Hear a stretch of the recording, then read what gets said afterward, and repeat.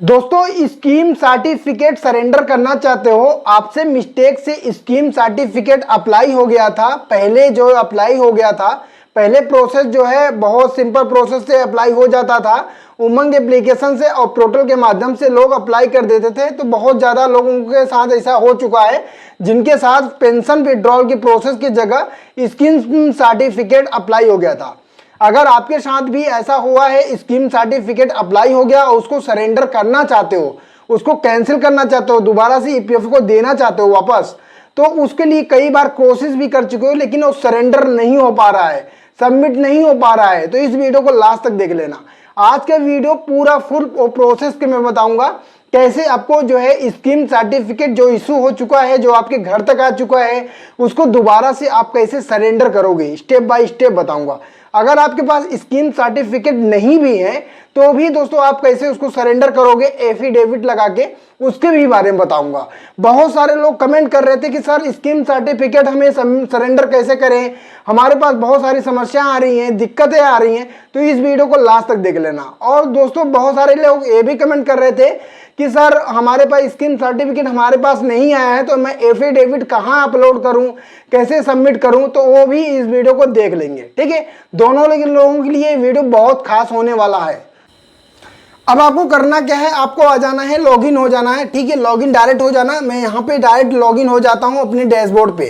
ठीक है, समय आपका नहीं लेंगे।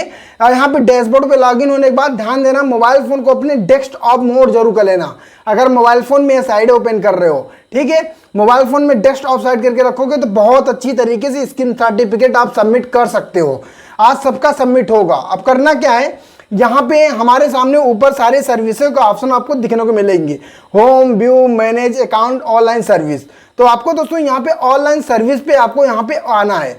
ठीक है, ये मोबाइल फोन में आपको ऊपर 3 लाइन दिखेगी, वहां पे आना है। उसके बाद ऑनलाइन सर्विस पे आपको आओगे तो ऊपर ही आपको यहाँ पे स्कीम सर्टिफिकेट सरेंडर का ऑप्शन दिखेगा। ठीक है, यहाँ पे, ठीक है, जहां पे आप ऑनलाइन सर्विस पे क्लिक करोगे तो स्कीम सर्टिफिकेट सरेंडर करोगे, अलर्ट आएगा। अब यहाँ पे दोस्तों अलर्ट में क्या कह रहा है कि अगर आपके पास स्कीम सर्टिफिकेट नहीं है तो आप जो है यहाँ पे click here to download affidavit form, यहाँ पे एफिडेविट फॉर्म डाउनलोड कर लेना है। इसको डाउनलोड करके मैनुअल फिलअप करना होता है और अपने तहसीलदार से स्टाम्प मोहर करवा के आके अपलोड करना होता है। और कहाँ अपलोड करना होता है इस वीडियो में बताता हूँ, आपको ओके कर देना है। ठीक है, यहाँ पे जैसे वो आप ओके कर देते हो तो हट जाएगा। उसके बाद पर्सनल इंफॉर्मेशन का आएगा जो आपका पूरा डिटेल रहेगा। उसके बाद यहाँ पे नीचे आएंगे तो पर्सनल यहाँ पे मतलब मेंबर सर्विस डिटेल आएगी, आपका जो सर्विस डिटेल है मेंबर सर्विस। अब आपको यहाँ पे ध्यान देने की जरूरत है, यहाँ पे सारी मेंबर सर्विस डिटेल आएंगी।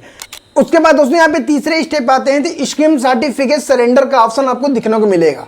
यहाँ पे स्कीम सर्टिफिकेट सरेंडर में जहाँ पे आपको स्कीम सर्टिफिकेट नंबर डालना पड़ेगा स्कीम, उसके बाद आपको यहाँ पे मेंबर आईडी डालना पड़ेगा, नेम डालना पड़ेगा, जेंडर डालना पड़ेगा, डीओबी डालना पड़ेगा। ये सब डालने के बाद ऐड करना है। लेकिन स्कीम सर्टिफिकेट नंबर जो आपके पास घर पे डिलीवर हुआ है उसके ऊपर लिखा होगा, ठीक है, स्कीम सर्टिफिकेट नंबर, आपको उस पर क्लिक करना है। ऊपर मेंबर आईडी मतलब मेंबर आईडी लिखा होगा, उसके नीचे स्कीम सर्टिफिकेट नंबर लिखा होगा, वही स्कीम सर्टिफिकेट नंबर यहाँ पे अच्छी तरीके से लिखना है। उसके बाद बात करते हैं यहाँ पे मेंबर आईडी। अब मेंबर आईडी यहाँ पे आपको डालना है। मेंबर आईडी आपको स्कीम सर्टिफिकेट नंबर में ही लिखा होगा, सबसे ऊपर वहां पे भी लिखा होगा, बीच में भी लिखा होगा। जो मेंबर आईडी यहाँ पे है उसी मेंबर आईडी डालना है जिस कंपनी में जिस मेंबर आईडी में इशू हुआ था। अब इसकी पूरी मेंबर आईडी लेने के लिए आप जो है मेंबर पोर्टल पे जाके सर्विस हिस्ट्री देखोगे तो वहां पे नीचे एस्टैब्लिशमेंट आईडी लिखा होगा पूरी, उसमें एस्टैब्लिशमेंट आईडी पूरी वही आईडी लेना। 20 अंक से ऊपर होता है। ठीक है, 20, 21, 22 इस तरह से होता है, उससे कम नहीं होता है। ये वो ध्यान देना, आपको उतना पूरा लिखना है। ठीक है, यहाँ पे वो जो ऊपर लिखा रहता है स्कीम सर्टिफिकेट मतलब मेंबर आईडी, यहाँ पे जो है ये मेंबर आईडी छोटे में रहता है, शॉर्ट में रहता है, पूरा फुल लिखना है। ठीक है, नहीं तो यहाँ पे इनवैलिड दिखाई देगा। उसके बाद दोस्तों यहाँ पे नेम अपना करेक्ट डाल देना है, जेंडर डाल देना है, डेट ऑफ बर्थ डालना है। उसके बाद इतना सब करने के बाद दोस्तों आपको पास यहाँ पे ऐड का ऑप्शन आपको दिखने को मिलेगा, आपको यहाँ पे ऐड करना है।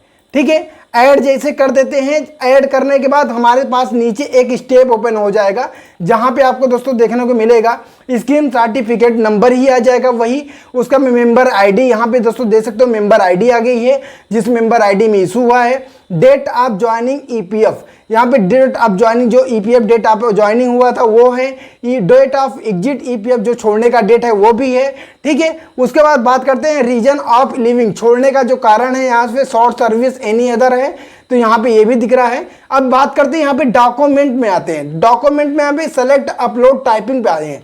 अब दोस्तों यहाँ पे मेन आपको ध्यान देने की जरूरत है, इस यहाँ पे सेलेक्ट अपलोड टाइपिंग पे आए होगे तो आपको यहाँ पे जिसे सेलेक्ट जहाँ लिखा है ना आपको उस पर क्लिक करना है।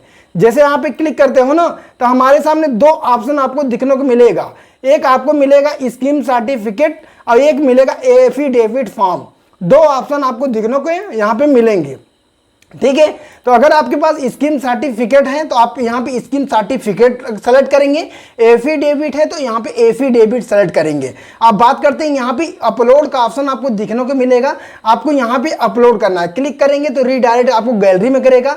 अब गैलरी से आपको यहाँ पे अपलोड कर लेना है, ध्यान देना अपनी स्कीम सर्टिफिकेट को पीडीएफ में कन्वर्ट कर लेना, पीडीएफ में बना लेना।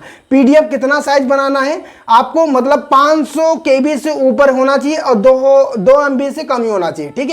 2 MB से कम होना चाहिए और 500 केबी से ऊपर होना चाहिए। मेरा कहना है कि 1 MB से अधिक होगा तो अच्छी क्वालिटी में आएगी, 1 MB का होना चाहिए, ठीक है, और 2 MB से कम होना चाहिए, इतना साइज रखना आपको, ठीक है। इसको अब यहाँ पे अपलोड कर देना है। जैसे यहाँ पे अपलोड कर देते हो तो नीचे आते हो, उसके बाद चेक बॉक्स पे क्लिक करते हो और लेकिन आपको नीचे स्कीम में यहाँ पे नोट में आपको दिखने को मिलेगा पीडीएफ, यहाँ पे only PDF file allowed 2 MB, ठीक है। यहाँ पे अब आपको दोस्तों यहाँ पे दिख भी रहा है scheme certificate detail add successfully, यहाँ पे आप दोस्तों दे सकते हो। अगर आप एफिडेविट करोगे तो एफिडेविट डिटेल ऐड सक्सेसफुली होगा।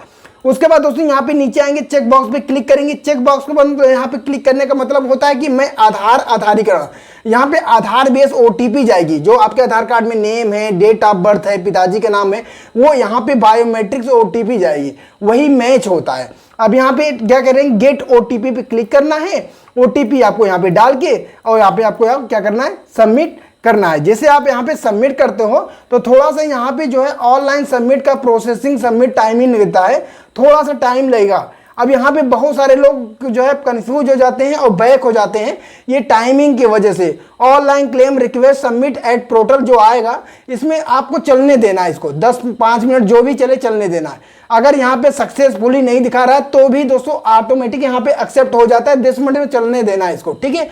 कभी कभी सर्वर की वजह से होता है लेकिन यहाँ पे सबमिट हो जाएगा। यहाँ पे आपको इसी तरह से सबमिट कर देना है।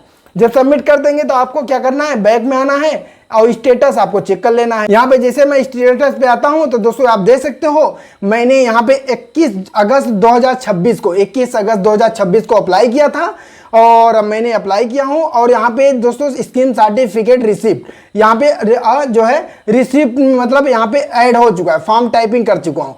करेंट स्टेटस की बात करें तो क्लेम सबमिट एट पोर्टल पे सबमिट हो चुका है। यहाँ पे आप क्लेम पीडीएफ पे क्लिक करेंगे तो अपना पीडीएफ भी डाउनलोड कर सकते हैं, रिसीविंग।